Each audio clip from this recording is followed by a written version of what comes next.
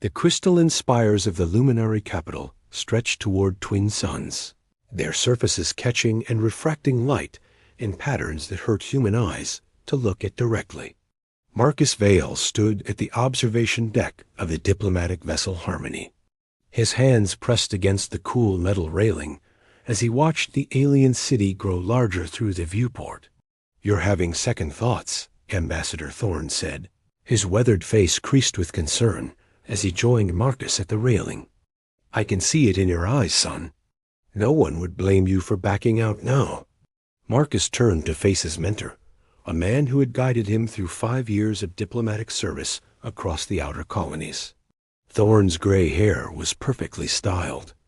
Despite their 3-week journey, his formal Navy suit immaculate as always. But beneath the diplomatic facade, Marcus could see genuine worry. "I'm not backing out, sir," Marcus replied, straightening his shoulders. At 28, he was young for such a crucial mission, but his instincts had never failed him before. Earth needs this alliance. The Luminari control the richest mining systems in this sector, and their technology could advance our civilization. By centuries. At what cost? Thorne's voice dropped to a whisper. "Marcus, no one has seen her face. Not even her own people look upon her without that veil. The rumors about what she's hiding are just that, rumors." Marcus's jaw tightened. Whatever Princess Zara looks like, it doesn't change the fact that this marriage could bring peace to both our species. The ambassador studied him for a long moment. "You know, when I first met you on Kepler Station, you were just another hotshot diplomatic attach with more courage than sense.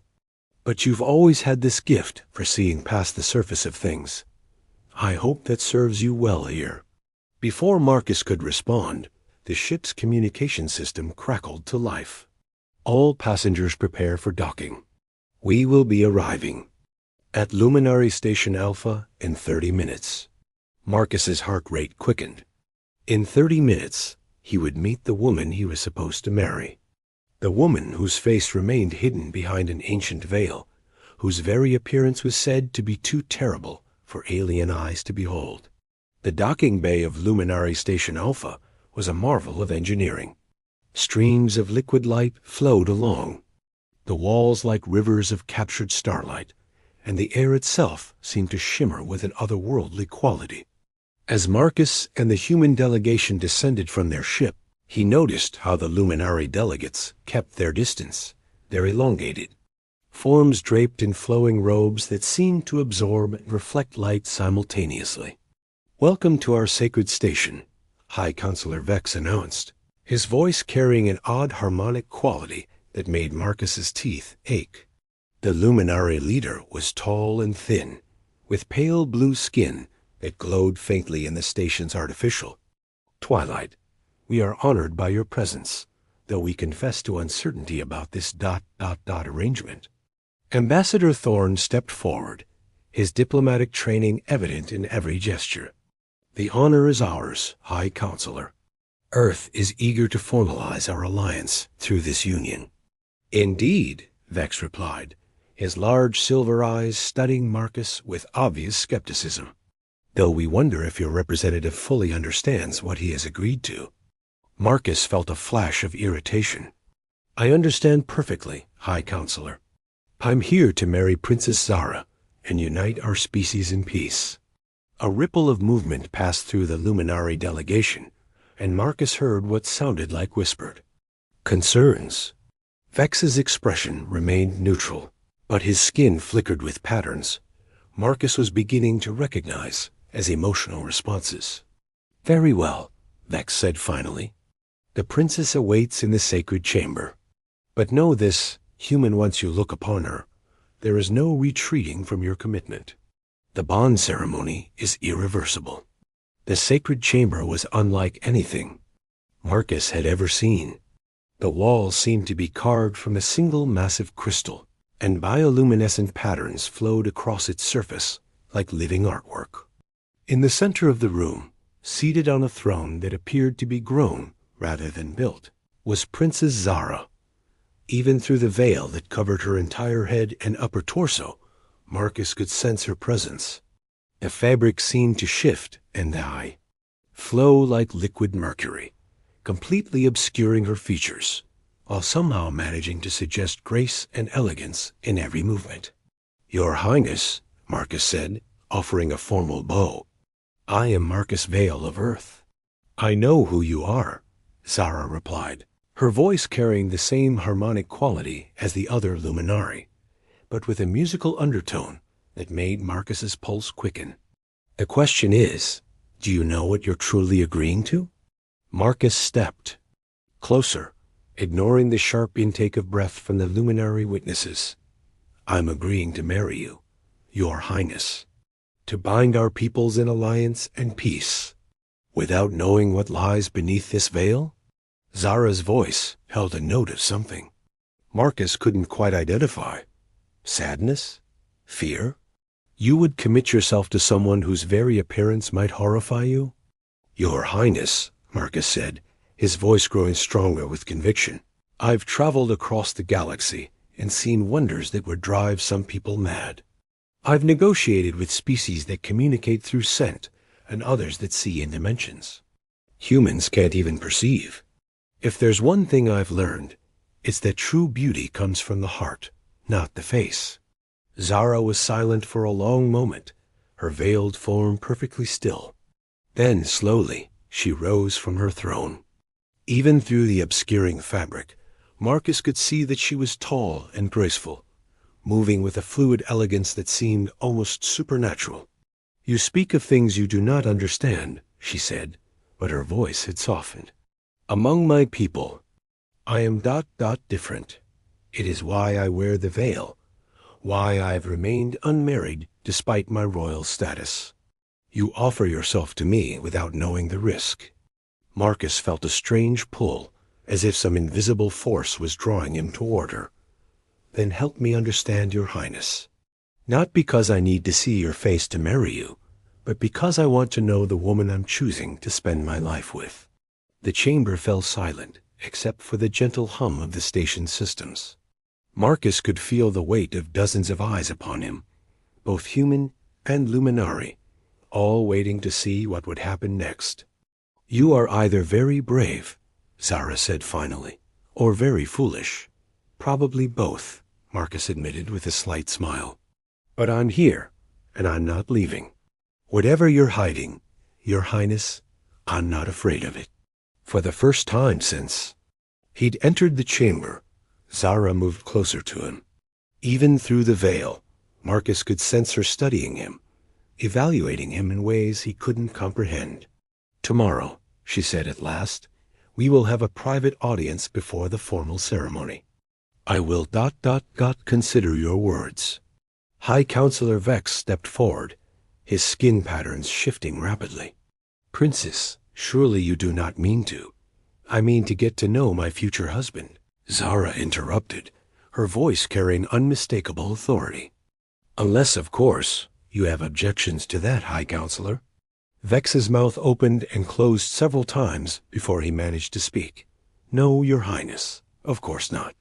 As the formal introductions concluded and the delegations began to disperse, Marcus found himself walking beside Ambassador Thorn toward their assigned quarters.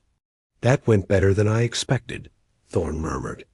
"She seems interested in you." Marcus nodded, his mind still processing the encounter.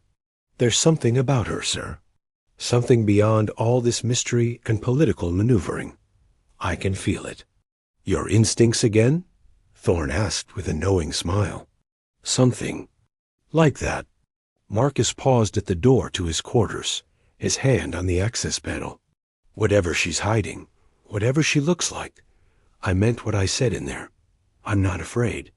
That night, alone in his quarters overlooking the bioluminescent gardens of the Luminari capital, Marcus found himself unable to sleep. Through the crystalline walls, he could see the soft glow of the city's night cycle lighting. And somewhere out there, Princess Zara was probably lying awake as well, wondering if she could trust this strange human who claimed not to fear Hidden Face. As he drifted toward sleep, Marcus couldn't shake the feeling that tomorrow would change everything.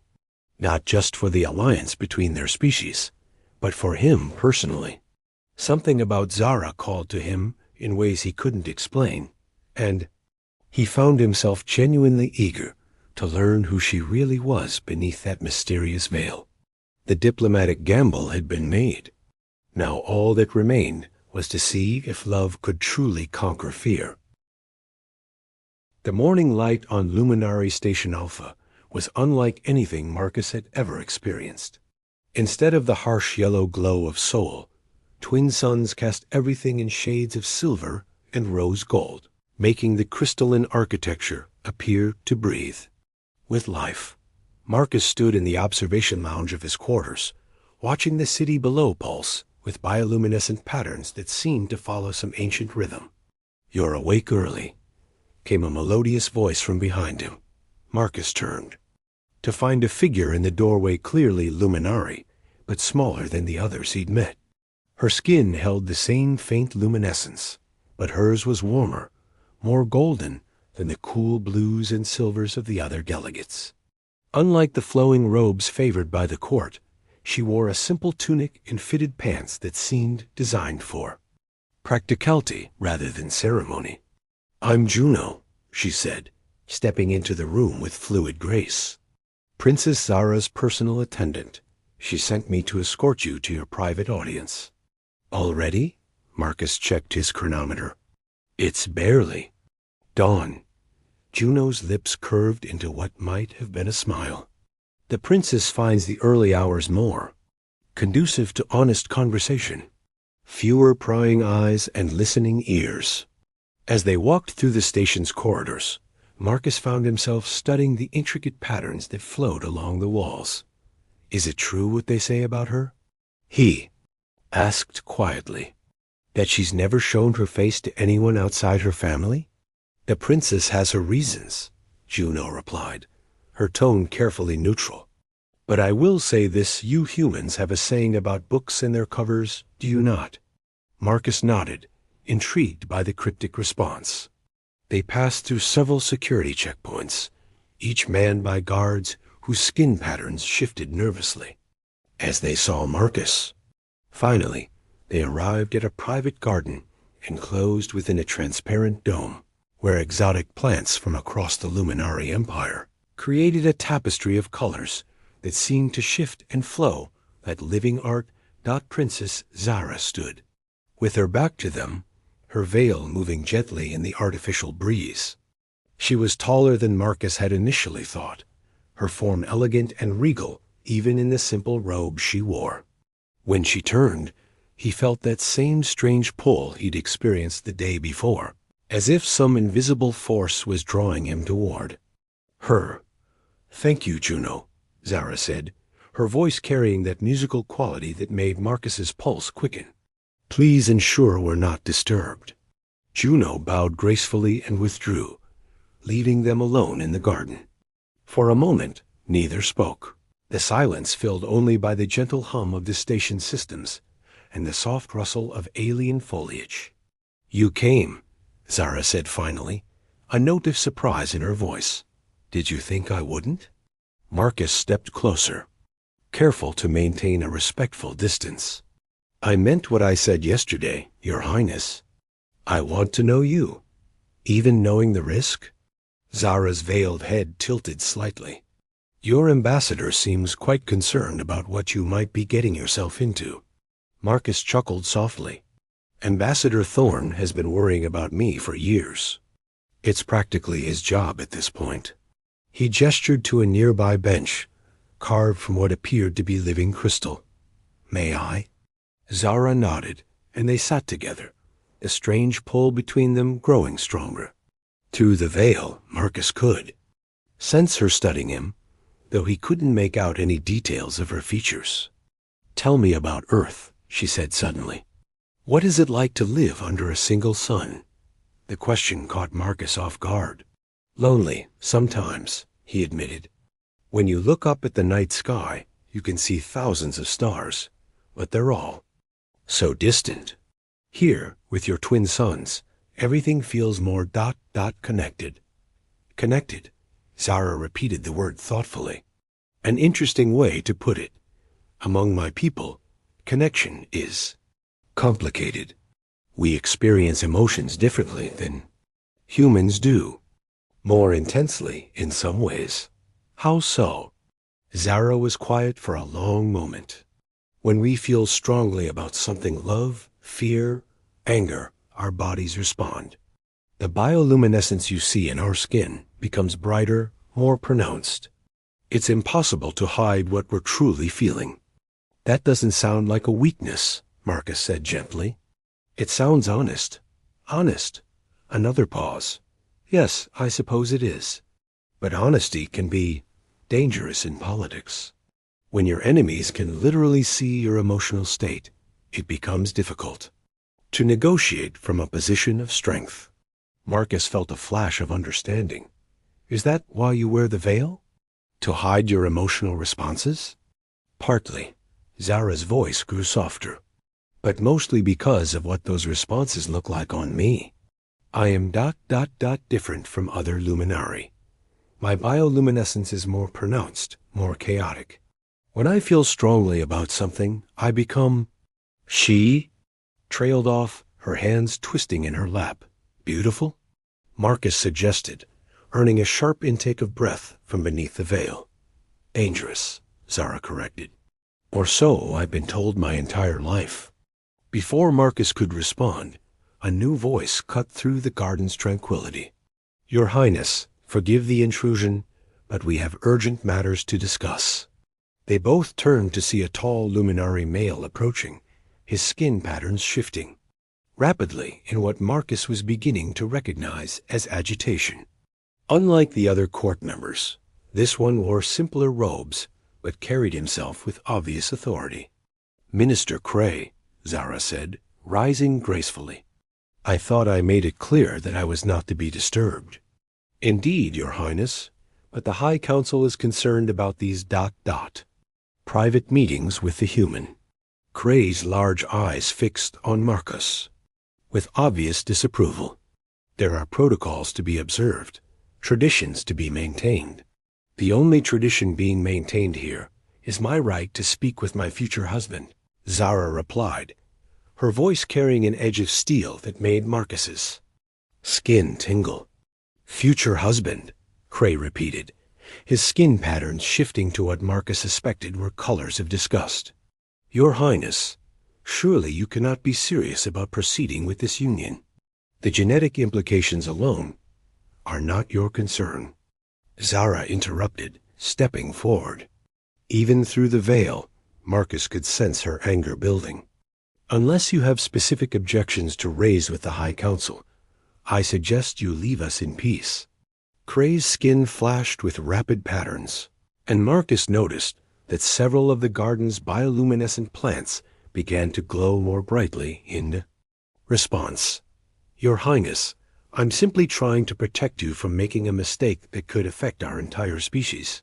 The only mistake I see here, Marcus said, rising to stand beside Zara, is the assumption that you know what's best for the princess better than she does herself. Cray's attention turned to Marcus, his skin patterns shifting to deep purples and blacks. You dare to speak to a member of the High Council in such a manner? I dare to defend the woman I'm going to marry, Marcus replied calmly. On Earth, we have a saying, actions speak louder than words. Your actions suggest you're more interested in political control than in what's actually best for Princess Zara. The tension in the garden was palpable. Marcus could feel Zara's presence beside him, could sense her emotional state through some inexplicable connection that seemed to grow stronger by the moment. Without thinking, he reached out and took her hand through the fabric of her robe.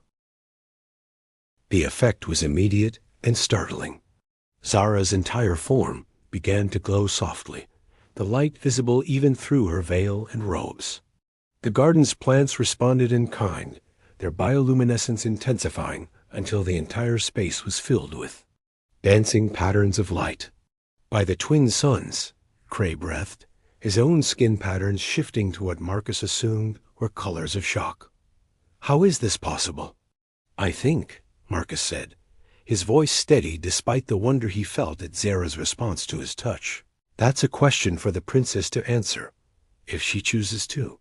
Zara's glowing form turned toward Marcus, and even through the veil he could sense her amazement.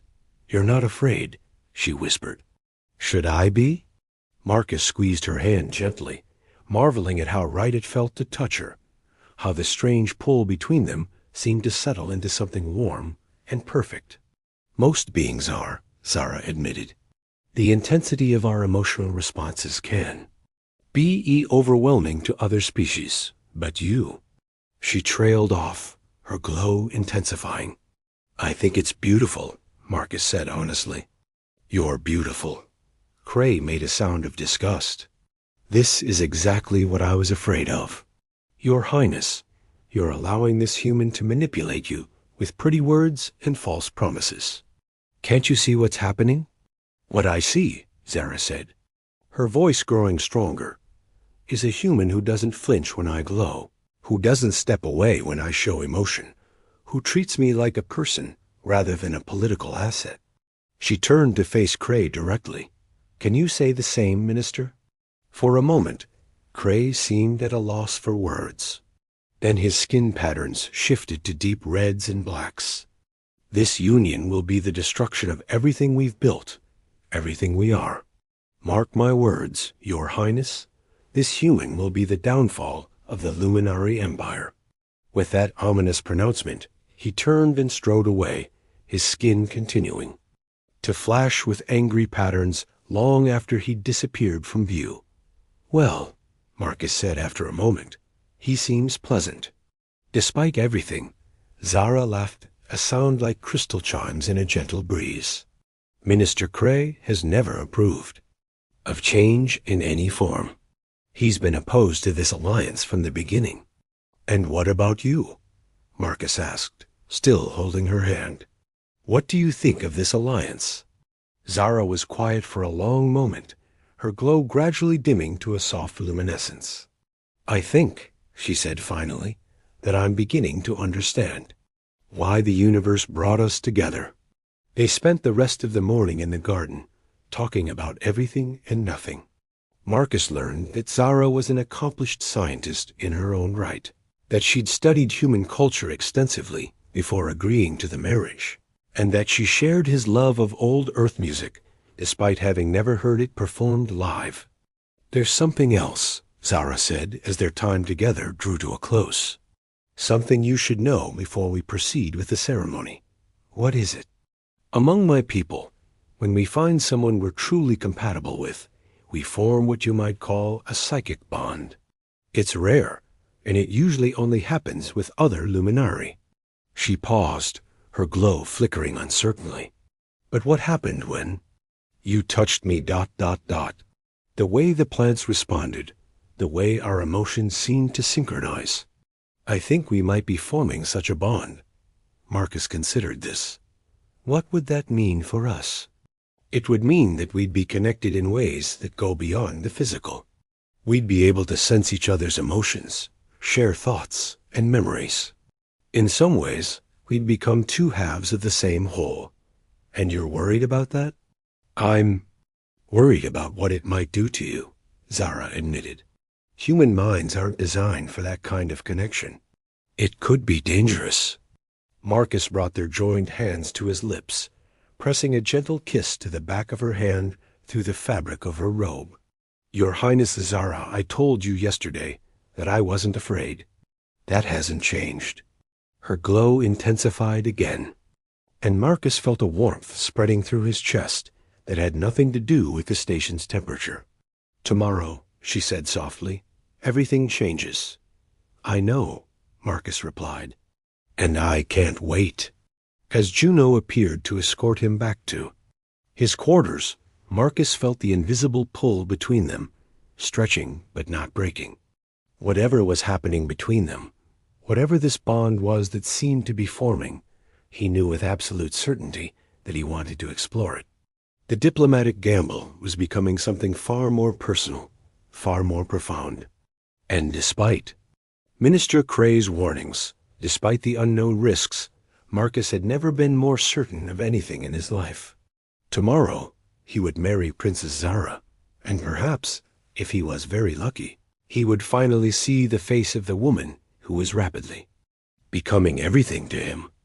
The Grand Temple of Union stood at the heart of Luminary Station Alpha, its spiraling towers reaching toward the twin suns like crystalline prayers frozen in time. Marcus stood at the altar, his formal diplomatic uniform replaced by traditional, luminary ceremonial robes that shimmered with threads of actual starlight. The fabric felt strange against his skin, alive in a way that human clothing never was. Nervous?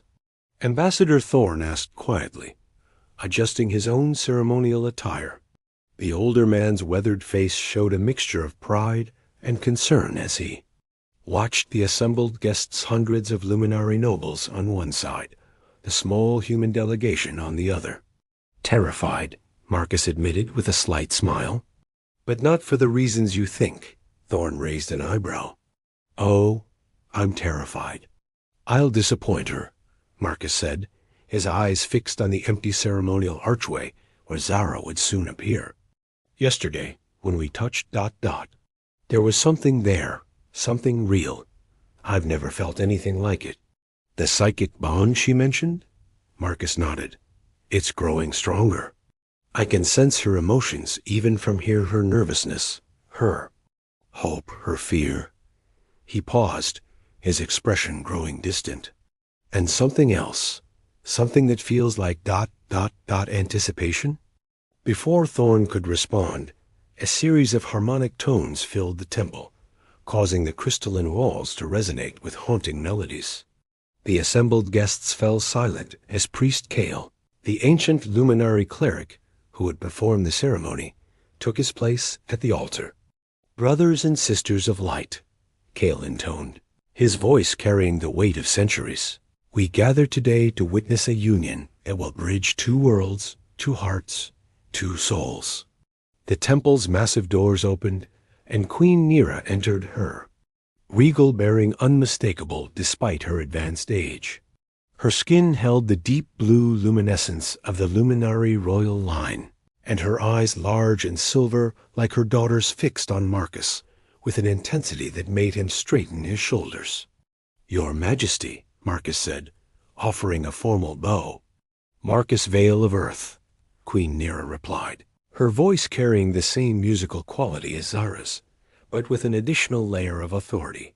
Are you prepared to take my daughter as your wife, knowing that you may never fully understand what that means? I'm prepared to spend my life learning, Your Majesty, Marcus replied honestly, and to love her through every discovery. The Queen's skin patterns shifted to what Marcus was beginning to recognize as approval. Then let us begin. The ceremony commenced with ancient luminary rituals that spoke of unity, of light joining with light to create something new and beautiful. Marcus spoke his vows in carefully practiced luminary, his pronunciation earning murmurs of approval from the assembled nobles. When it came time for the traditional exchange of biocrystals, living gems that would bond their life energies, Marcus felt the psychic connection between him and Zara pulse with warmth. And now, Priest Kale announced, we come to the moment of truth, when the Veiled One reveals herself to her chosen mate. The temple fell absolutely silent.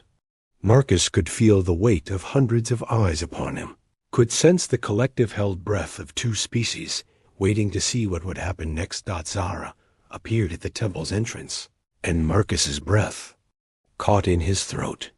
She wore robes of living light that seemed to flow like liquid starlight around her form, but it was her presence that truly stopped him cold. Even veiled, even with her face hidden, she radiated a beauty and grace that made his heart race. As she walked down the aisle, Marcus could feel their bond growing stronger with each step. Her emotions washed over him: love, fear, hope, and a desperate desire to be accepted for who she truly was. He sent his own feelings back to her through their connection: wonder, anticipation, and a love so deep it surprised him with its intensity. When Zara reached the altar, she turned to face him, and Marcus could see her hands trembling slightly beneath the ceremonial sleeves. "Princess Zara of the Luminari," Priest Kale intoned, "the moment has come to reveal yourself to your chosen mate. Are you prepared to trust him with the truth of your nature?" "I am," Zara replied, her voice barely above a whisper. "Marcus Vale." "Of Earth," the priest continued, "are you prepared to look upon your bride's true face, knowing that what you see may challenge everything you thought you knew about beauty, about love, about the nature of the universe itself?" Marcus stepped forward, his eyes never leaving Zara's veiled form. "I am." The temple held its breath as Zara raised her hands to her veil. Through their bond, Marcus could feel her terror, her certainty that he would recoil in horror once he saw her true face. He sent waves of reassurance through their connection, trying to convey without words that nothing could change how he felt about her. The veil parted like a curtain of liquid mercury, falling away to reveal the most beautiful face Marcus had ever seen. Zara's skin was the color of starlight made solid, a luminescent silver white that seemed to glow from within. Her features were delicate but strong, with high cheekbones and a graceful jawline that spoke of royal breeding. Her eyes were large and expressive, shifting between silver and violet as her emotions played across her face. But it was her hair that truly took Marcus's breath away, long cascades of what looked like captured aurora, shifting through every color of the visible spectrum as it caught the temple's light. Most striking of all was her bioluminescence. As her emotions intensified, patterns of light danced across her skin like living tattoos, creating a display of beauty so overwhelming that several of the assembled guests gasped audibly. "By the twin suns," someone whispered. "Magnificent," breathed another, but Marcus barely heard them. His entire world had narrowed to the woman standing before him, to the play of light across her ethereal features, to the way her luminescence pulsed in time with his own heartbeat. "You're not afraid," Zara said, wonder filling her voice as she studied his face. "Afraid?" Marcus stepped closer, his hand reaching up to cup her cheek. The moment their skin touched, both of them began to glow her with the wild, chaotic patterns of luminary bioluminescence, him with a softer, warmer light that had never been part of human biology before. "Zara, you're the most beautiful thing I've ever seen." The temple erupted in gasps and whispers as the assembled guests witnessed something that should have been impossible, a human glowing with luminary light, his biology somehow responding to and harmonizing with hers. "Impossible," Minister Craze voice cut through the murmurs. "This is exactly what I warned against. The human is being contaminated by our biology." "Or perhaps," Queen Nera said, her voice carrying clearly through the temple, "he's being blessed by it." Marcus ignored the political undercurrents, his attention focused entirely on Zara. "You spent your whole life hiding this beauty? This incredible gift? It frightens people," Zara said, her luminescence intensifying as her emotions peaked. "The intensity of it, the way it responds to everything I feel, it's honest," Marcus said, echoing her words from the garden. "It's you and it's perfect." Their kiss was witnessed by representatives of two species, but for Marcus and Zara, nothing else existed. The moment their lips met, the psychic bond between them completed itself with a surge of shared consciousness. That left them both gasping. Light exploded around them, not just from their skin, but from the very air itself, as if their union had somehow activated dormant energies in the temple's ancient crystals.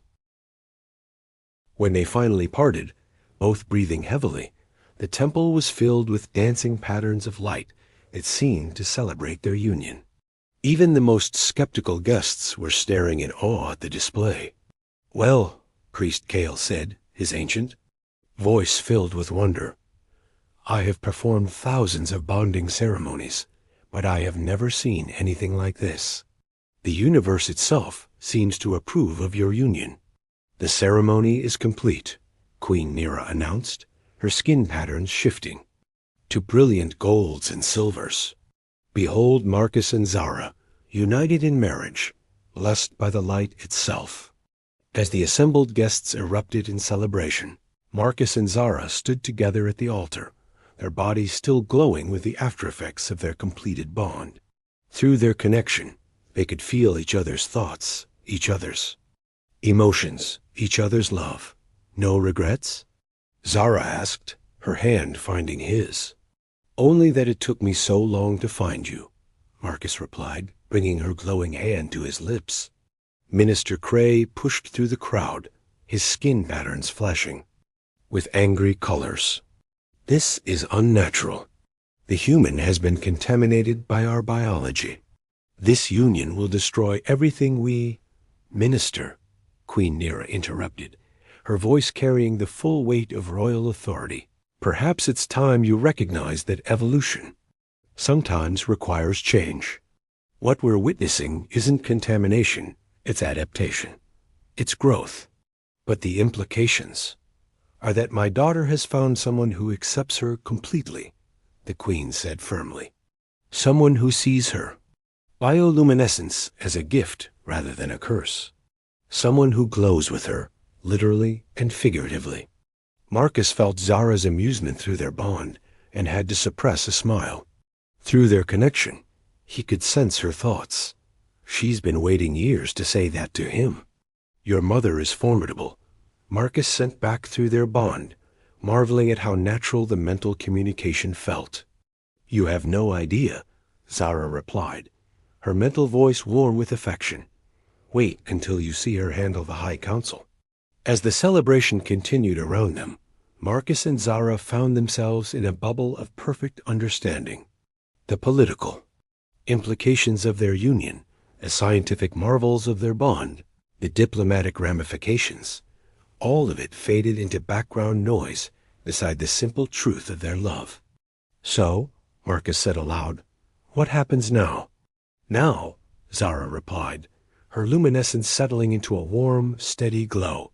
We begin our life together. We learn about each other, we explore this bond between us, and we prove that love really can bridge any gap, even the gap between species. Especially that, Zara said, her smile lighting up her face in ways that had nothing to do with bioluminescence. After all, we're not just two people anymore. We're something new, something that's never existed before. Marcus looked around at the celebrating guests, at the ancient temple filled with dancing light, at the woman beside him who had become his wife, his partner, his other half. I love you, Zara. And I love you, Marcus Vale of Earth, she replied, her glow intensifying with the strength of her emotion. My brave, wonderful, glowing husband. As they walked together toward their new life, hand in hand and heart to heart, the temple's crystals continued to sing with harmonies that seemed to celebrate not just their union, but the beginning of something entirely new in the universe. The veiled princess had revealed her true face, and in doing so, had found not just acceptance, but a love that literally made both of them shine. Epilogue. 6 months later, the private chambers of the royal palace on Luminary Prime hummed with gentle energy as Marcus stood at the crystalline window, watching the twin suns set over the capital city. His skin held a constant, subtle luminescence now, a sign of his permanent bond with Zara that had become the subject of intense scientific study across both species. The council meeting went well, Zara said, entering the room with her characteristic grace. 6 months of marriage had only deepened their connection, and Marcus could feel her satisfaction through their bond before she even spoke. Minister Cray finally agreed to the joint research initiative? Marcus asked, turning to embrace his wife. Reluctantly, Zara replied, her laugh like crystal chimes. But yes, the preliminary results from our bond have been too promising to ignore. The medical advances alone could revolutionize treatment for dozens of conditions. Marcus nodded, his hand moving instinctively to rest on Zara's still flat stomach. Through their bond, He could sense the tiny spark of new life growing within her, their child. The first human luminary hybrid in history. Any word on the name? He asked. The science team is calling it Project Starbridge, Zara said, her skin patterns shifting to warm golds and silvers. Though, I prefer your suggestion, Project Hope. Project Hope it is, Marcus agreed, pressing a kiss to her temple. After all, that's what we're really creating here, isn't it? Hope for the future. As they stood together, watching the stars emerge in the darkening sky, both of them glowing with the light of their love, Marcus reflected on the journey that had brought them here. He had volunteered for a diplomatic marriage, expecting duty and compromise. Instead, he had found love, wonder, and a future brighter than any star in the galaxy.